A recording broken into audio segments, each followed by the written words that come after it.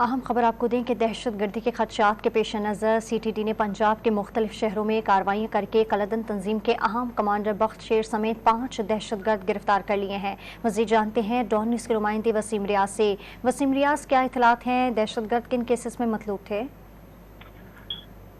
जी देखें, बिल्कुल तर्जुमान CTD के मुताबिक इंटेलिजेंस बेस्ड ऑपरेशन के दौरान 5 दहशतगर्दों को गिरफ्तार किया गया है। कार्रवाई लाहौर, भावलपुर और मुल्तान में की गई है, जिसमें कलदम तंजीम के अहम कमांडर बख्त शेर को जब गिरफ्तार करने का दावा किया गया है।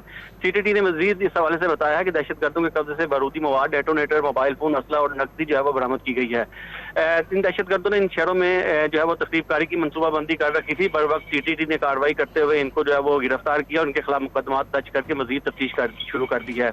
इस हवाले से मजीद CTD का ये कहना है कि तफ्तीश में मजीद हकाइक सामने आएंगे और पंजाब में छुपे ऐसे मजीद अफराज जो मजीद दहशतगर्द हैं उनको भी गिरफ्तार करके कैफ किरदार तक पहुंचाया जाएगा। जी, बहुत शुक्रिया आपका वसीम रियाज।